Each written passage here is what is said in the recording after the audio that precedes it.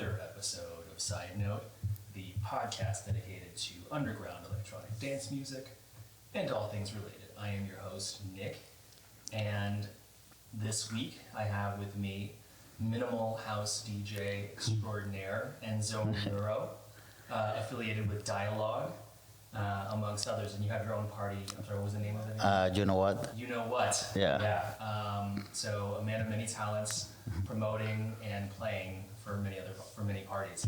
So welcome, dude. Thank you for the invite. Yeah, thank you for being here. I was talking to you about it earlier.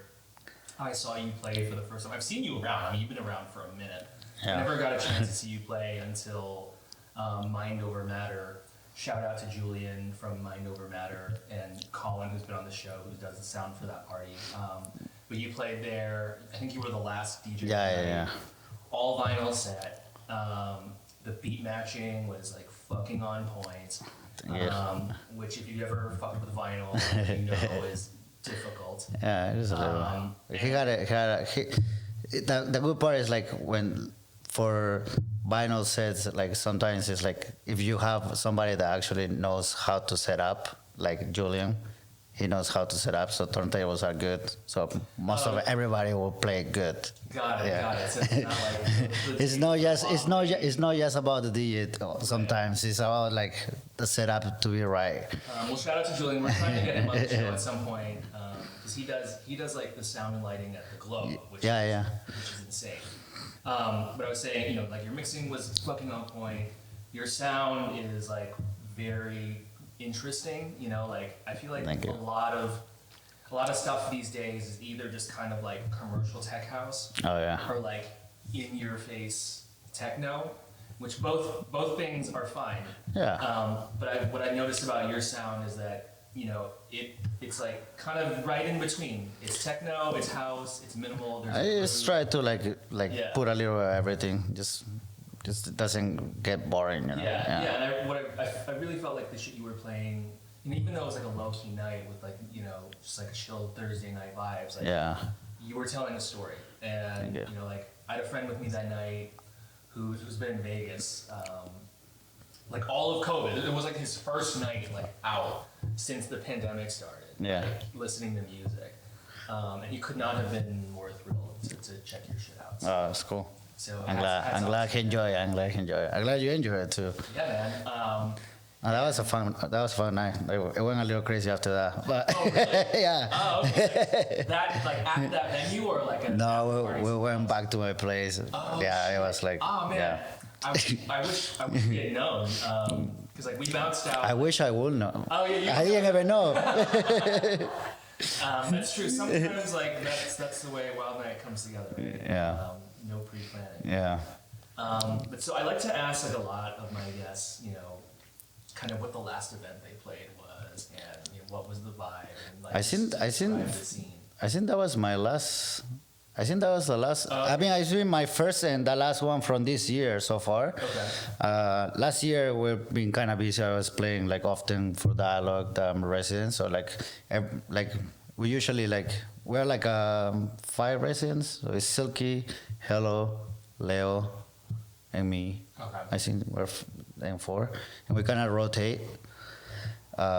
So last year playing often with Dialogue, and then doing my party too. Like I'll play once in a while. No, and this year I haven't really, because at the end of the year I was gonna play for the New Year's Eve, and then I got COVID, so I was like, and then I couldn't play, and after that I kind of like everything kind of like just like I don't know. It's just like I feel like just it's good to take a break. Yeah, like so the Omicron gave you a break from playing out so much. Well, I guess let's talk about last year then. I know that since kind of March when everything started reopening again, the parties were back in full effect. Like how many do you think you played last year, and was it primarily for Dialogue in your party or did you do other stuff? It was mostly Dialogue in my party. Okay. I haven't really played that much any other parties. I did play I had a couple gigs sometimes they book me for the guys from the Golden Voice. So I play it's different stuff. I play more housey or more disco. So it's they did the Desert Air festival. So I play they did like mezcal tasting before the festival at the Saguaro Hotel. So I play on the pool. Wait, so this was the shit with like Peggy Goo? Yeah. Okay. So I like just playing during the day on the pool at the Saguaro. Yeah. So like sometimes I get booked for like a splash house or like for Golden Voice, which is it's fun. Like I'll take it. Like it's cool. Yeah, it's cool. Man, so it sounds like you're pretty in demand. I mean, I definitely see your name, on a lot of flyers. I try to play as much as I can, but I also like I know what I want to play, so I just don't also accept anything either. Right. Yeah. Right. I mean, so we had a guy on last week. Shout out to Lovenge, and he's more like of an open format guy. Yeah. So like it's like he'll play and he'll try, regardless of what they want, he'll try to make it his own.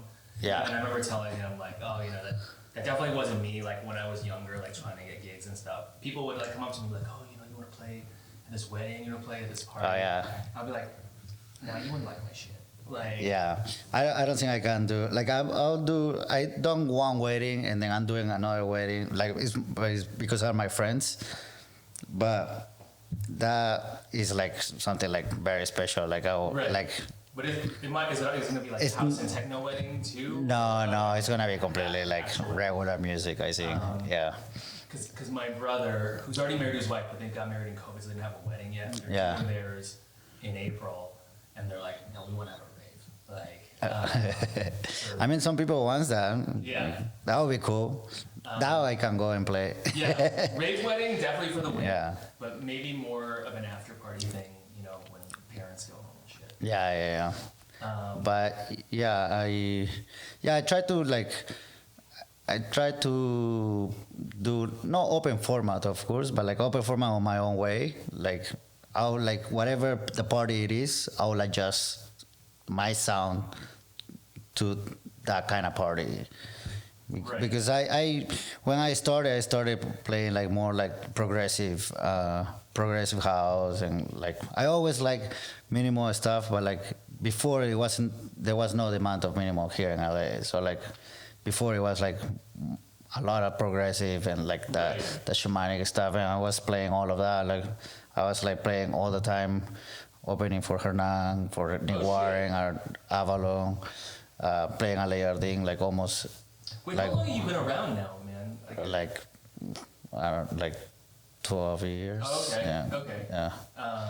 So I know you've been around, but I didn't realize. Yeah, I was playing like once a month. I used to play a clinic, like almost once a month or twice a month. Layarding when there was doing the parties over there, like once a month. I started kind of like at the side room, the Honey Lounge at Avalon. That's where I used to. I had like once a month night. So I would invite some friends. Like I invite like Sand. Do you know Sand? Like Michael Sandler? No. Well, he's like big. So yeah, super nice guy and cooks really well too. Sweet. I feel like who else used to do the side room at Avalon is Baz, right? Yeah. Of course. I used to see him there too. Yeah. Yeah, I feel like they used to do Plastic Love in the side. Yeah. At the Honey Lunch. The Honey Lunch was amazing. Yeah, I mean. Great nights there. The Avalon, and actually speaking of Baz, he posted something recently on Facebook where he's like, "Who wants to help me buy the Avalon?" Oh, really? People were like, "Why?" And someone else was like, "No, it's actually one of the best venues." Yeah, in it the is. City. Like the sound. Yeah, the sound is awesome. insane. It has like the whole upper deck that you can sit and like watch over. They have like some of the craziest visuals. It's amazing. The crowd is kind of wet. The crowd is weird. Yeah. It's been around for forever. Like the same crowd. You see the same old. Is it still the Asian washer crowd? I mean, I haven't been in like such a long time, so I don't know. I don't know if they still, but like, I mean, the last time I've been probably like 4 years ago, and it was the same. Shout out to the Asian Watcher crowd.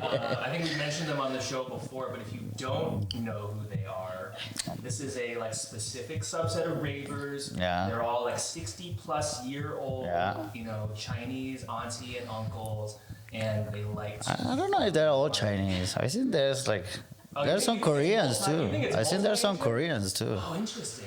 Yeah. I'm not sure. I'm not sure. It was pure Chinese. But they are intense and they do a lot of drugs. They do a lot of drugs. They got the sunglasses on the whole time. And they don't talk to anyone else. Like if you're not, and if you are too close, you're gonna get pushed because they don't care about anybody. It's like and the way they dance, they're called the washers because the way they dance resembles a washing machine. Yeah. And they're rinsing. And literally, like I tried to do that for like 5 minutes, and like I have a headache. Like these guys are like all night long, It's like, non-stop. I'm like, how you do it? Yeah, it's crazy. What do they know that we don't know? Yeah.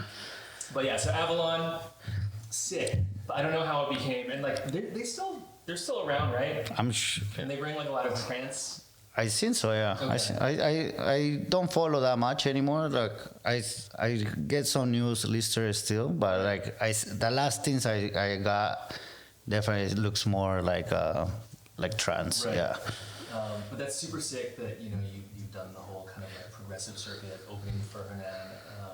I feel like kind of like the journey aspect of your sound, even though it's minimal, kind of for me like feels progressive. No, even like the minimal stuff that I play, it's very melodic too. Right. Because I grew up like what I started is with all the global underground stuff, you know. So so that is like the basic for me. Basic of electronic music for me is being global underground.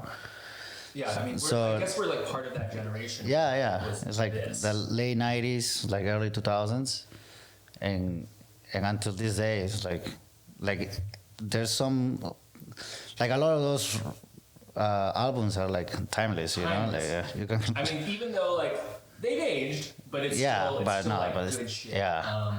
Shout out to Global Underground for like the younger ravers out there, back before, SoundCloud and YouTube streaming. We used to have to actually buy CDs to like listen to a DJ mix. Yeah.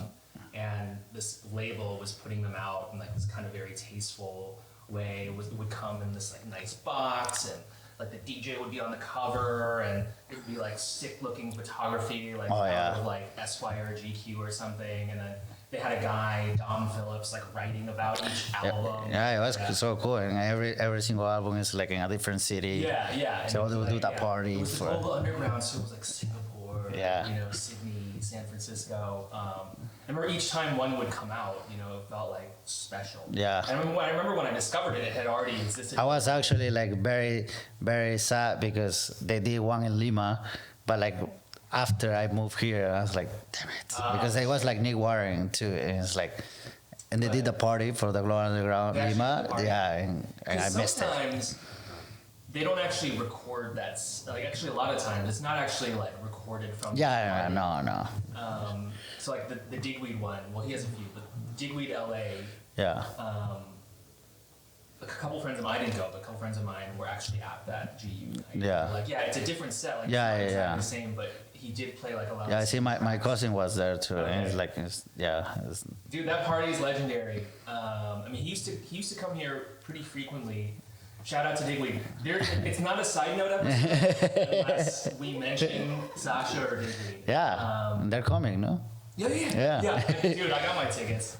I don't know if I'll be here, but if I am, maybe I'll go check them out. Where might you be? I might go to because it's May, right? May 7th. So I might be back, but I think I'm going to Romania for Sunwaves. Oh shit! So are you gonna play at Sunwaves? No. Okay. I just go party. Okay.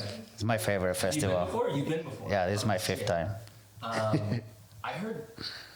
Oh, so we'll put a pin in Digweed. On Sunwaves, I mean, I heard like people that are there like 24 hours straight. Yeah. Okay. It's like 7 days. No, 6 days. Put it 6 days, but it doesn't stop. But I mean, like, it's like on the beach, and then all the apartments are like kind of like across the street. So like you rent like an apartment, and then you can just go in and out. So you can go to sleep and like come back, you know. But the party itself doesn't stop for 6 days. And then It's intense. but it's mostly kind of like that Romanian It's like, animal house. I mean, there's 4 stages. So like, there's the main stage where it's like Marco Carola, Loco Dice, the Martinez Brothers, Sex Troxler. Okay. So it has a little bit of like more like tech house, techno. Yeah. Peggy Goo played there Business before. techno. Yeah. And then there is like the other. So there is 3 stages that they kind of like, they open at nighttime, and then they go until like, put it like noon. And then they close for like 5 hours, and then they open again. But the Romanian stage, which is like the kind of open, that one doesn't close. That one stays from the beginning until the end. Because it usually goes until like Tuesday, and then the last day, if he wants to keep playing, he just keeps playing. Dude, yeah. And sometimes he goes for another day. I've seen YouTube video from Sunwaves, and like maybe it was like Dubfire or something playing. Oh yeah, he played like 30 hours until, Yeah. oh no, 25 hours And I or remember something like in like the that. video, I was like, dude, it's pretty evident that he has been playing for like a really long time in this video, and people there have been like partying for a really long time. Yeah. I didn't know it was 30 hours. Yeah, because Marco Carola always plays for 24 hours. Always, every single year, 24 hours. Then that I know that one that they beat the record supposedly is like Teeny with Bill Patrick. They play back to back for 35 hours. Oh, really? Yeah. Um, I don't think nobody has beat that record. Dude, I mean, like, I thought, like, Carl Cox doing, like, the 12-hour set was, like, pretty insane. I mean, that was pretty cool. I mean, I saw, like, some of the live stream, because they were, like, live streaming it, like, that was the last, the space, right? Yeah, his shit's cool because he doesn't do drugs. So you're like, oh, he's like, yeah, I just had, coffee and then so, anyone else, you're like, okay, well, maybe you're getting a little assistance. I mean, that's okay. Yeah. Well, but that's why he only does 12 hours. Right. So sorry, back quickly to Digweed. I mean, like, he used to play the Mayan, right? Like, Yeah. It was Wednesday or Tuesday. It was like, I think it was on a Wednesday night. Yeah. I saw it once. I went a couple of times. Okay. Yeah. Once, yeah. I was like Actually, maybe a couple times. Cassell opening, and then Cassell, yeah. back when it was liquefied. Yeah. What happened? I'm a really good friend with Cassell too, but I haven't seen him in a while. But like, yeah. Cassell was fucking awesome. Yeah. Really nice guy too. There's a lot of those guys from back in the day, like you don't see much anymore. But Oh, yeah. fucking legendary. Remember Taylor? Yeah. Taylor was pretty legendary. Actually, like, he was one of the first ones going to Peru and play. So when I lived in Peru back in like 2001, he was already going to Peru and play. Wow. Yeah. I still have the flyers from like. Dude. Like all my flyers from Peru, I still have them with me. I have a collection somewhere, like in storage of like old flyers. But yeah, man, like we used to have. I mean, they're still good, but remember back in the day, like the local talent in terms of progressive was insane. But today we have such a diverse gamut of local talent. It's not just focused on progressive. Because it like the whole electronic scene is just expanded. So like there's so many space for everything, and it became so commercial too. Yeah. So. But it's funny because like I was talking about it with Baz when he was on, but it's like if you were raving in Los Angeles, like any time between like 2000 and like call it even like 2010, so that like that 10-year stretch. Yeah. Like you're influenced by progressive. That was definitely. Like, I think so. Yeah. Dominant sound. Progressive and house. Yeah. Oh, and then back to the Global Underground. What one is your favorite? Could be. It's hard, but one of my favorites is probably like the Deep Dish Toronto. Okay. Okay. And that was the one where they each had their own separate solo. Well, but they have like an extra app. Like they have one like together, and then they have an extra. 2 discs together, and then they each had their own discs on top of that. So like 4 discs total. But then also the one that I really like also is, I think it's the Nick Warren Budapest. I think it is. Okay. That one's pretty good too. Nick and then the Warren, Sasha Ibiza is so good. Classic. Nick Warren Reykjavik, one of my favorite. Like it has a lot of like breaks. Yeah. Which I appreciated. But I gotta say, I think my all-time, like all 3 of Digweed's Global Undergrounds, I think are just fucking phenomenal. My favorite one is Sydney. Okay. Which definitely like sounds dated these days, but like it gets into that really like kind of like shamanic progressive. Artist, which is really what I'm into. I mean, everybody has their taste, but like all those Global Underground were so good. Yeah. They're all fucking phenomenal. I don't have all of them, but I found like a link that they had like all the mixes on SoundCloud. Yeah. You can listen to it. So like one other thing that I like to ask all my guests is kind of like, what was your rave journey, right? Like where did it begin? How did you kind of find yourself learning to DJ and all of that? So I don't really remember how did I start listening to electronic music, but I think it was like just like through MTV, like back in Peru, like in late 90s. Like after midnight, I remember they used to play more electronic music like Basement Jaxx and the Chemical Brothers. So like it was always after midnight. I remember I used to have like my VHS and I would like record all in tape all the videos because I just discovered this kind of music. I was like, oh, this is great. And then I just started listening more and more. I bought some CDs. I like back in the days. I like Mauro Picotto, and like I think it was 2000 or 2001 in Peru. There was a festival. And Mauro Picotto was playing. And I was like 13, I think. Okay. And I was like telling my dad, like, I need to go to this party. Back when it was like hard house, like trance, yeah. And Komodo and all. Yeah. and I was like, I want to go to this party. And parties in Peru back in the days were a little expensive because like the raves especially, it wasn't like a regular club, it was an actual like big event, like a festival, but it was only like a festival for like 5,000 people or something like that. But my sister is 3 years older than me, so like I convinced my sister to come, so like they let me go because I was only 13. And my sister was 16, wow. so I went with my sister. And 16 was okay to party? No, it's supposed to be 18, but in Peru it's fine. Like they let me in 13, And I went to that party, and like changed my life. Like literally, I came out at 6 a.m, and I was like, I don't want to go to any other party besides these kind of parties. And since then, I was just like, start going to parties. And and then I moved here in 2004, and my cousin that he lives here. I mean, he's from here. He was a DJ, but not like he was just like like a regular club DJ, but like he liked electronic music. So when I moved here, I stayed with him, and he had turntables.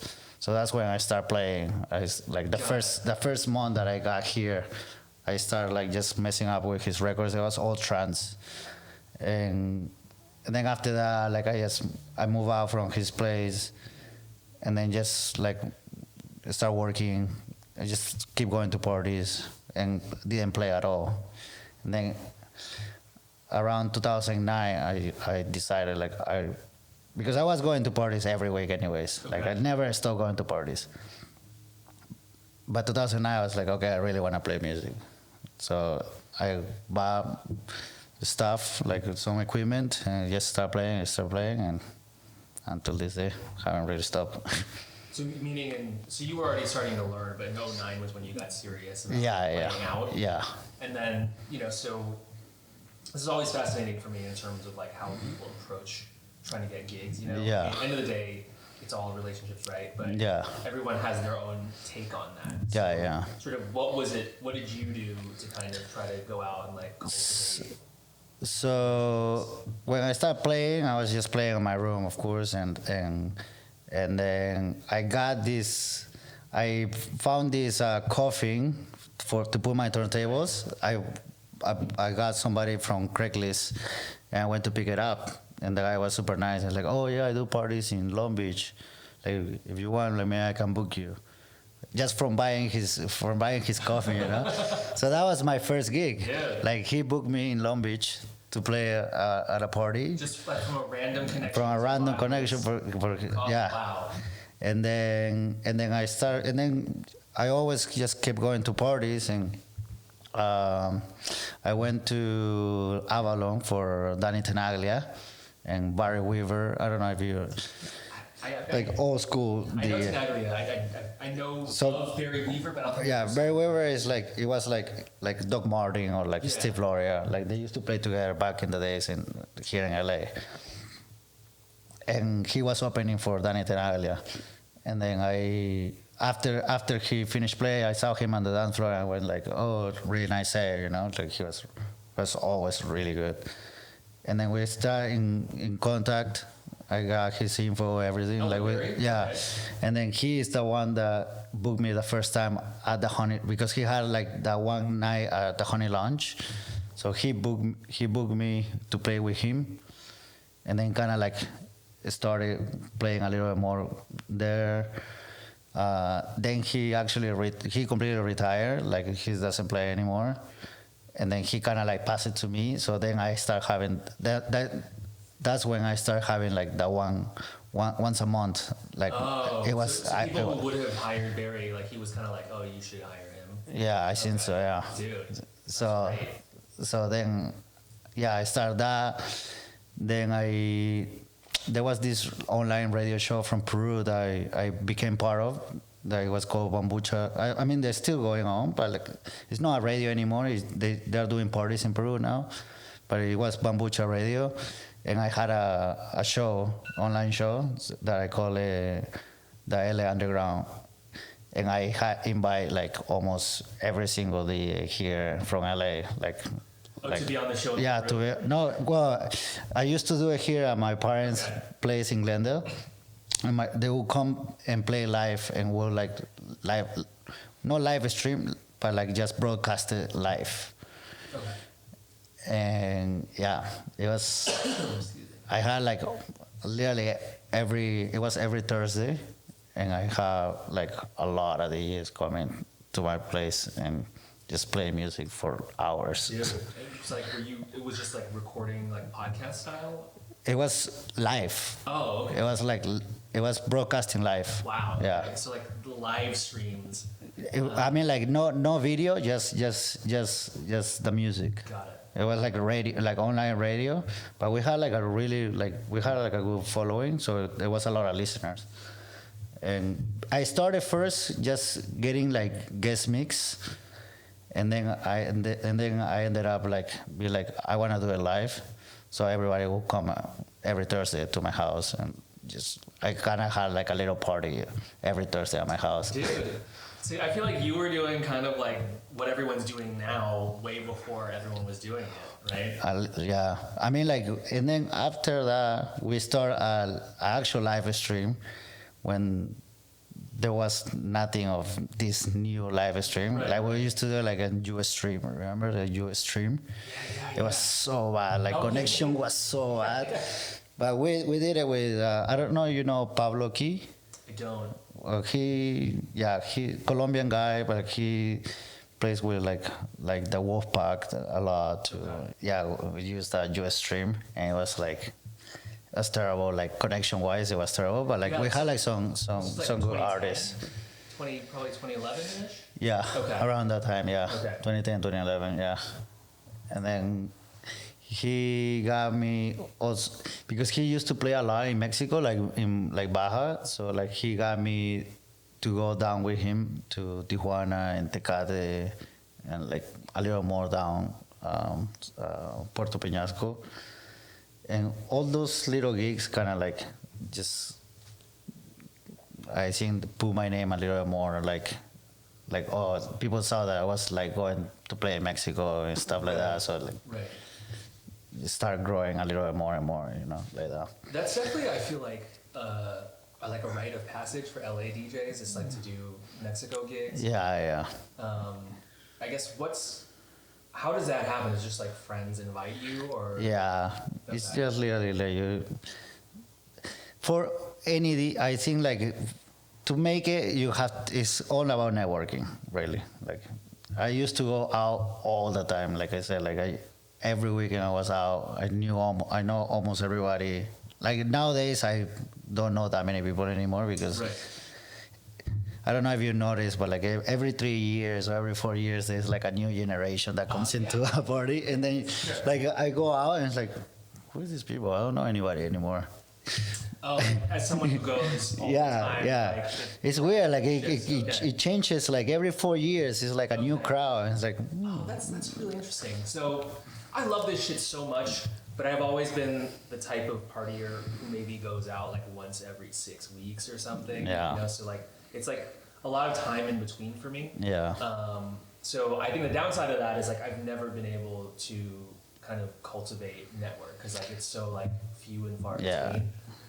So hearing that is like super interesting. That like if you're there consistently, there's sort of like new classes. Oh yeah, like you see, you see like the people that is getting old and like they don't go out anymore. Like myself, I feel like I don't go out that much anymore. I go out when I'm playing or like a party that I really want to go. But before I used to go out like 3 parties a night. Like I would just do stops just to check my friend at this party, check my other friend at that.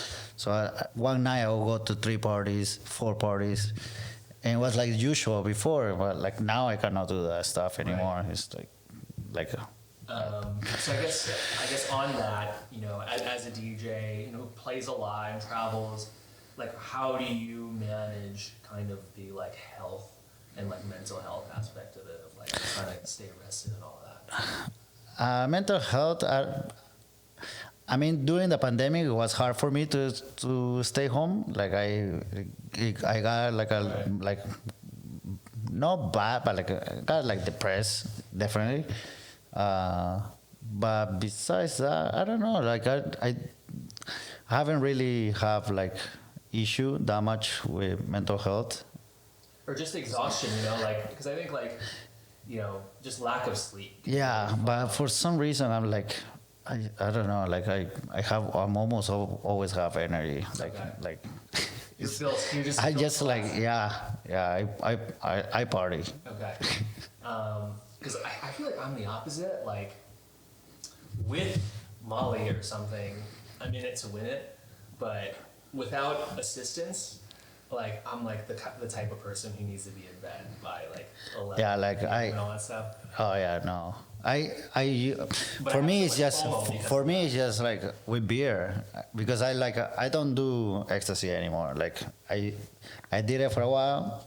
I don't do it anymore. I just don't like it anymore. Okay. I think like I did too much in one point, so like now I don't really need it.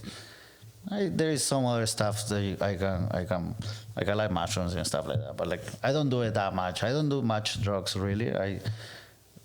Drinking for sure. Like beer for me is like everybody that knows me knows that I always have a beer. Like everybody knows that I always have to have a beer in my hand. But yeah, like I wish I would have known that. No worries. No, it's a weekday. I'm good with water today. All I have in the fridge are white claws. And Enzo was like, I'm good. Yeah, water. And then have you ever gotten into production? Yeah, I started like recently. Like I mean, I've been wanting to start for a long time. Like I always kind of like started, but I never really done anything. During the pandemic, I kind of like focused a little bit more, and I did put out 2 tracks, like different compilations. But now I again kind of like stop, so I need to get more into it. It's like a different skill set, right? Yeah, So I'm definitely more of a DJ than a producer. Like and I don't think there's anything wrong with that. yeah, me neither. But like I think like to evolve a little bit more, definitely you have to like produce too. Yeah. And I'm trying, but I'm not the best on that. Right. I don't know that there's anyone that I can think of that's amazing at both. There is, but but there are few, you know. Right. There's no everybody is like amazing at both. Yeah, because I hear a lot more kind of good producers who don't kind of tell a story on a dance floor as well. Yeah, But yeah, and then if you're a DJ who doesn't produce, you're not even getting gigs anyway. So Yeah. it's like, that's the problem. Yeah. Especially like maybe locally you can get gigs, but like if you want to get out international, like you pretty much have to be a producer. I've been lucky enough that I have been able to play outside the country, like different places, without being a producer. Of course, I haven't done like a massive tour, but like at least I have gone out and played like Right. different places, which is amazing. But yeah, I think it would have been What are some of the highlights for you in terms of like getting out there? it's just fun to go outside the country and like play music and people just Right. But were there any like cities that you were just like, oh, this scene here is like, or that just like resonated with you? I mean, Prague was really cool. Oh, shit. Yeah. Okay. Play Prague, I play Barcelona, I play in Berlin. Berlin was pretty fun too. I play in Peru when I go. This time I don't know if I'm playing, but I might play. Play in Bali. That was you played in weird. Bali? Yeah, but it was different, but it was fun anyways. I always have fun playing. Bali vibe, is that like, it's a very like psytrance is what I imagine. Well, like, but I went was like 4 years ago maybe, and the guy that booked me, he was already kind of getting into minimal, so like he was like super happy to have me, and I play minimal, but like kind of like a little more organic Okay. minimal, like because that place it was like very open, super nice. Like people was a little bit more like into like the shamanic stuff. So like I play minimal that fits into that section. Okay. Yeah. Okay. Yeah. Did you record the set? Because that sounds super interesting. No, I never record Oh, anything. really? Yeah. Okay. Yeah, because I feel like every time I know that it's recording, then I That's true. messed it up. Yeah, that happens. I get to like me as well. I get like too like my mind just like thinking about like the recording, and I'm not thinking about like having fun. It interrupts like your flow. Yeah. Right? Although some DJs, like I feel like, again, shout out to Sasha and Digby, I think they record every single. Yeah, but like those because there are all those big parties, they like Yeah. they have like they just record everything really. Yeah. Plus, they both have shows, right? So they're trying to like monetize. That too, and then. Well, but any set, like they had to get like the approval first, you know, to put it out. That's true. Like so, yeah, like if Digby does a set at like a club, he needs to get the club's approval to put it out on his show, or The club needs to get his approval to put it out. Okay. Yeah. Got it. The club is like, oh, we record your set, and then I see. and then he's like, okay, but like you cannot put it out Got it. because there's a lot of music that probably is not out, and they don't want it to like be out before, because you know some people like snip it and they put like that really good new track that nobody has it, and then they snip it like, so for that reason there is like a lot of DJs that they don't want their set recorded or put it out. Actually, that reminds me, like my friends, we always joke about how, like one of them would steal tracks from like Essential Mix or something. Yeah. And play it out, and like in the middle of the club, you would hear like the background like Essential. Wow, that's so wild. You're listening to the Essential. And Wow, that would be crazy. it's like whatever, man. It's a sick track, you know. Like. No, you cannot play that. Yeah, I don't know that I would do that. Yeah. But I definitely have some friends who've been there. So, you know, let me talk to you about, you know, being kind of the promotion side a little bit. Okay. Because obviously you're throwing parties. I guess, what are some of like the major considerations that like go into it for you? Obviously, like there's talent, venue, you know, like what are kind of, or I guess said another way, what are the biggest challenges for you in terms of like throwing parties? Throwing parties. Challenge is like to just have people come to the party. The way to promote, like I'm not really a promoter, you know, like I wasn't a promoter before doing the party. You know what, I started with Eddie, and it came out because Eddie had a venue,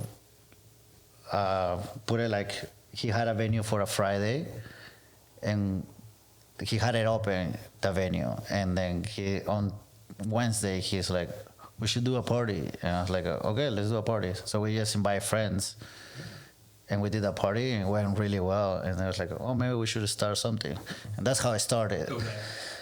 So at the beginning it was mostly like just like call it like local DJs, and then it kind of started getting a little more serious, so we started booking like actual headliners. And yeah, it's hard. It's just hard. Like I'm not, like I said, I'm not a promoter, so it's a little hard. For me, it's stressful.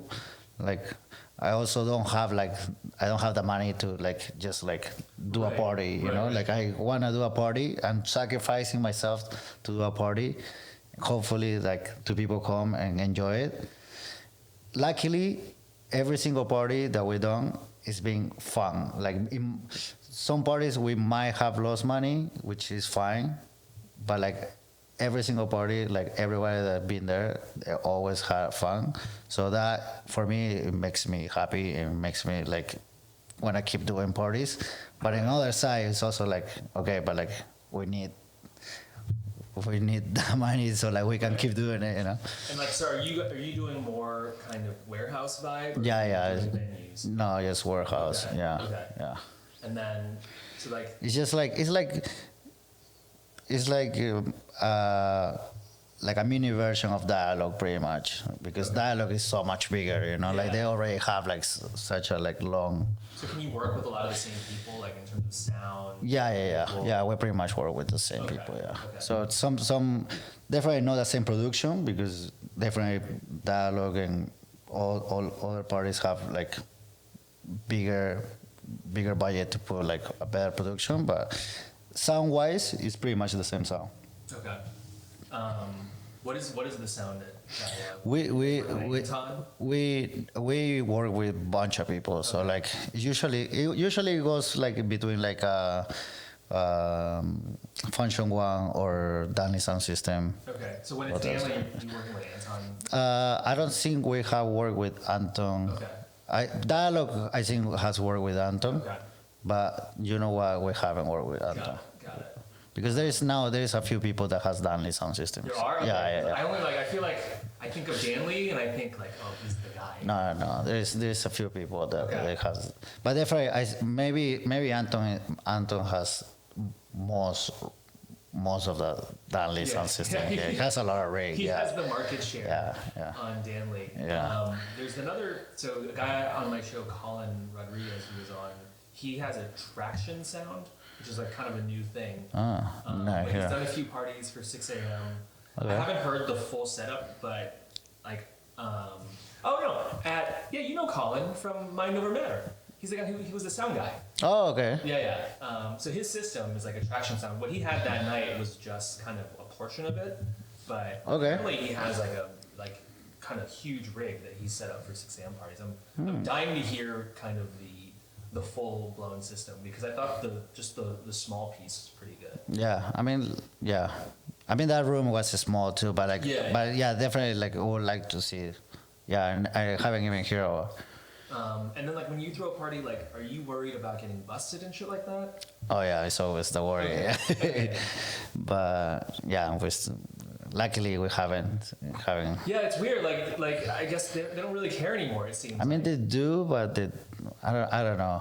It's I'm not sure. It's like back in the early 2000s, I feel like shit was getting busted like a lot. I would go to stuff. Yeah, I would think. get busted. Yeah, I don't.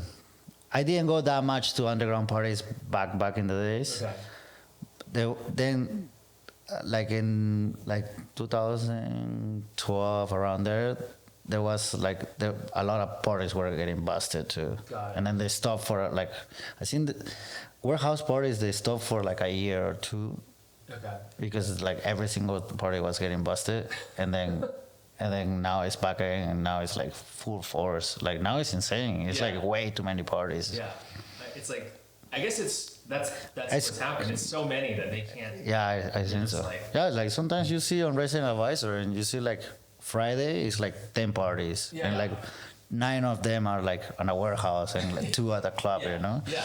It's like crazy. Like, I mean, the thing that blows me away about that is that a lot of the people throwing parties are like really young now. Yeah. And they're younger than people who were throwing them back in the day when we were young. Like, Yeah, I feel probably. like when I was young, the people throwing the parties were all in their like 30s and 40s. Yeah. And now I see like a lot of people in their 20s like pulling it off, which is just like mind blowing to me in terms of like the level of risk and just skill and execution.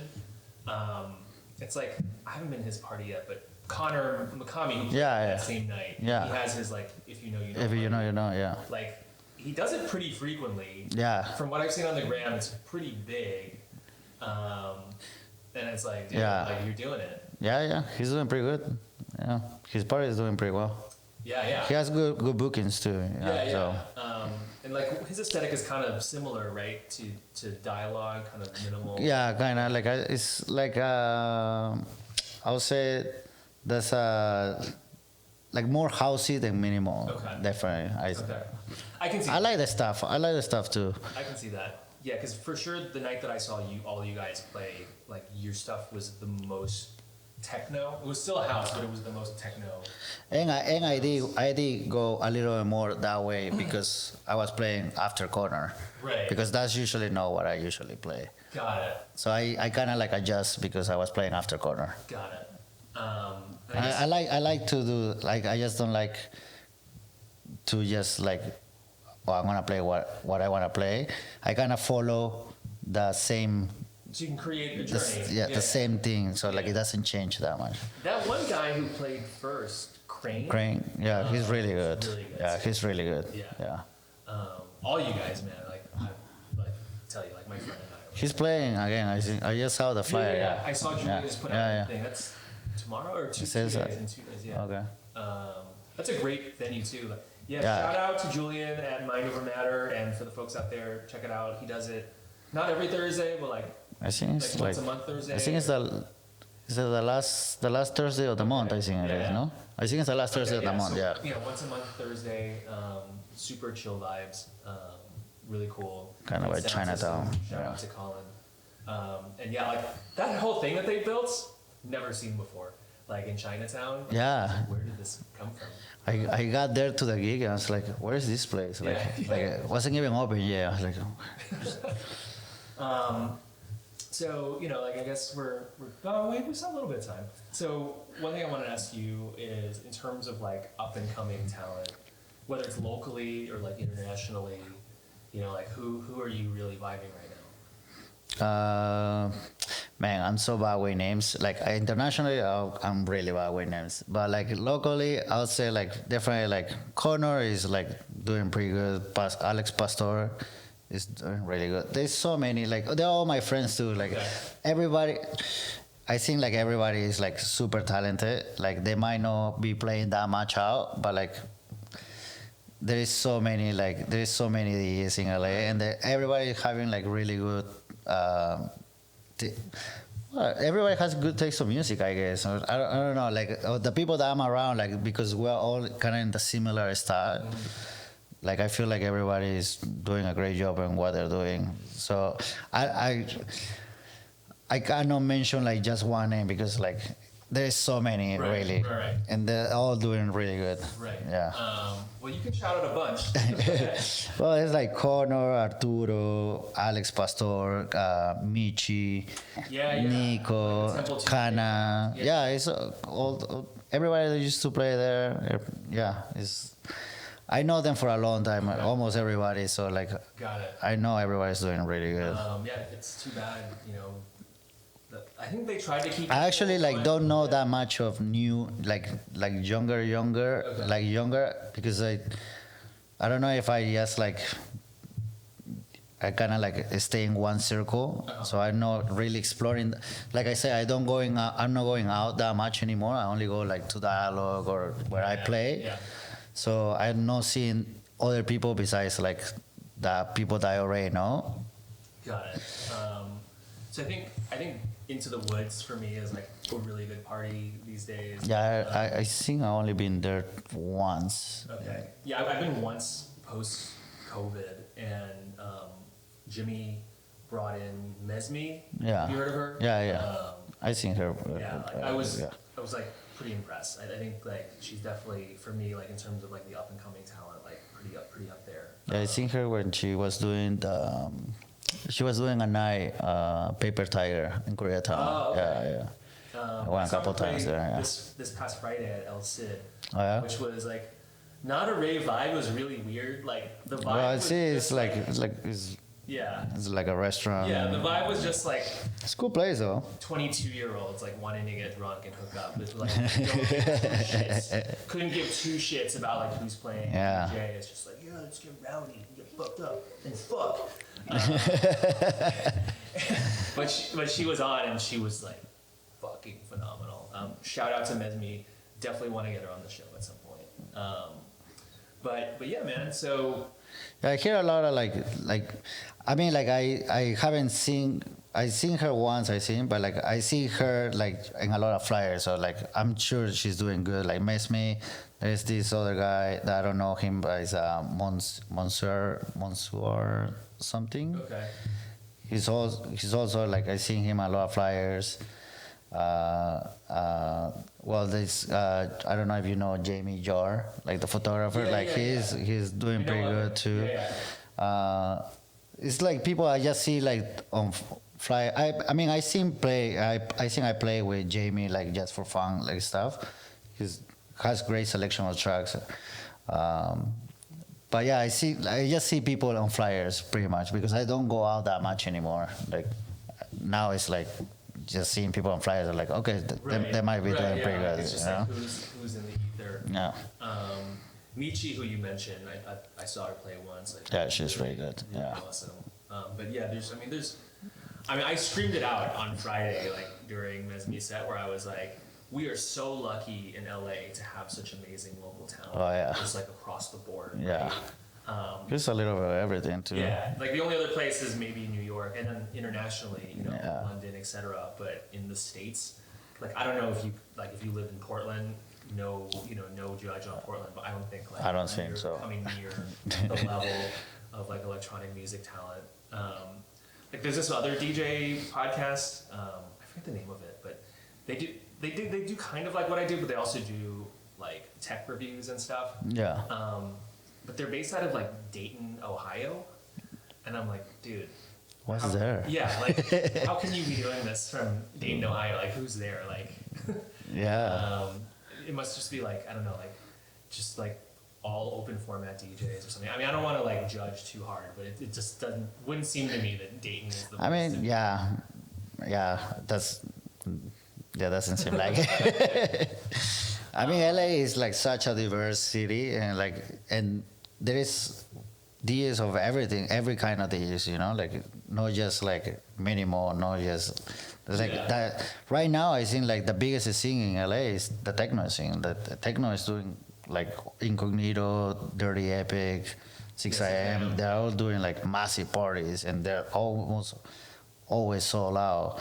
And then there is like the Midnight Lovers that is more like disco, more housey stuff, making shapes that is kind of like that same style, like more housey, like ronda. That is like there is more like it's more disco. It's more fun, like, and those are also getting sold out. Like Surround does their thing. Surround, Surround, like Heidi and Masha. I mean, there's so many kind of lanes. And then there is all the other parties like with the regular, like the most popular is the like Adriatic that they always call it, you know? The like melodic house and techno. Yeah. That's like the big name. That's the biggest, Like 393 shit. Yeah. Which actually, I'm gonna go to Skyline in a few weeks. I've never been to like any of Insomniac's like 2-day local festivals. Right. So they're doing like a 2-day thing. In 2 weeks, it's Factory 93. Where is it at? I'm not sure. Somewhere downtown. Okay. 2 stages. Who's headlining? So like one stage is Carl Cox Presents. Oh, okay. I think I hear about it. So it's him, Loco Dice, Maya Jane Coles, I think Lee Foss, or maybe he's in the other section because he's more like tech house. But there's more of like a tech house stage with like Claptone, Lee Foss. So it should be interesting. It's definitely not like Secret Project. I really do like whenever I see those lineups for Secret Project. I've been once to Secret Project. You did both days? I did only one day, I think. Yeah, because I'm like, why don't they do it as a Friday and Saturday thing instead of a Sunday? Like nobody wants to like go to your festival on a Sunday, bro. You need one day to recover. You need a buffer day. But I mean, it does well, so I guess. Yeah, all those parties are, especially after the pandemic, is even more because everybody wants to go out. The demand is there. There's basically like, no matter like what kind of raver you are, and there's so many different kinds. There's something for you. The thing that boggles me though is like all of the Playa Tech parties are really expensive. And is that just because like they know that burners like have cash to burn, or because there's like more production? I'm not sure. But is it more production? I don't know if it's more production. I haven't been in one of those in a long time. I used to play like parties, like burner parties. Like I've been to Burning Man, I play a Burning Man. Like, but yeah, I kind of like disconnect from the scene.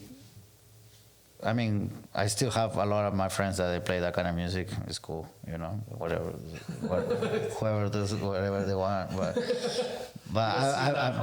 I mean, I got a little tired of it, you know. It's just like a lot of it sounds the same, but they're doing good.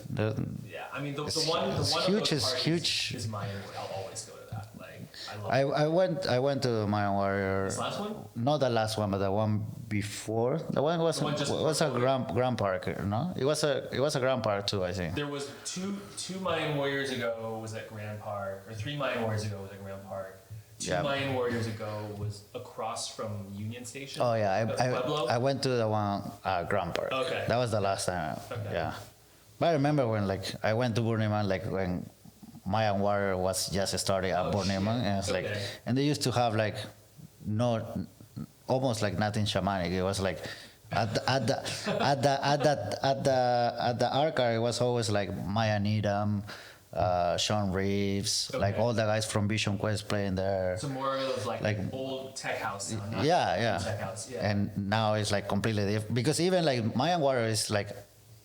It's not even shamanic either. It's like more like electro, like it's kind of like just indie dance. Indie dance, which I actually like that stuff more than the shamanic stuff. Okay, yeah, because the last one that was here, I mean at the last Mayan Warrior it was like DJ Tennis. Yeah, tennis is pretty good. Like I went like a little too crazy once. Well, that right before pandemic, I went to Art Basel in Miami. Shit, man. For that. You've been to everything. I've been, but no, I didn't play. I just went and for Racastella and like tennis. His set was like insane. Really? I was like tripping like hard. Yeah, I think like of the DJs who are playing a lot these days, he's definitely one of my favorites. He's very good. Yeah. The dude has like a lot of range, right? He Yeah. can go from like techno to indie dance to house Yeah. to breaks. And I love like especially that set, the one at Ragastella. I remember like it was a lot of like old house like vocals, but like with like kind of like acidy like sounds and just like crazy. I was having a great time. I was lost for a moment, but Well, the next time you hit up any of this stuff, let me know, man. Because I'm down. Like I feel like I've spent most of my like youth just like sheltering away, and now I'm like ready to party some more. Yeah, sheltering away and like doing a good job at the company, and yeah, like ready to expand. But man, thank you so much for coming on. Like, thank you for having me. So much sort of to talk about. I mean, I feel like we could go on for hours here. I think so, yeah. So this episode's gonna air in a few weeks, but if there's anything you want to plug, so I guess by the time this comes out, the dialogue party will already this week's dialogue party. This week's dialogue party has passed. I know there is another one on the 11th. I don't know if that'll be, but it's like teeny. March 11th. Yeah, March 11th. Yeah. So March 11th. It's teeny all night long, so that should be fun. And Teeny did the marathon. 36 hour, right? So she's gonna do all night, open to close, I guess. Yeah. Good. So yeah, groovy, minimal house / techno vibes. Yeah, and then after that, I don't have anything planned myself yet. I probably will play. I think I will play another dialogue in April. Okay. I don't know. They told me already, but like I don't know. I don't remember exactly when was the day. And yeah, thank you for having me. Like, yeah, man. That's fun. Well, I've been meaning to. I'm gonna check out Anthea this weekend, so hopefully see you on the dance floor this Friday in dialogue. Awesome. Well, thank you. No, thank you. See you next week, and don't forget to like and subscribe. Bye bye.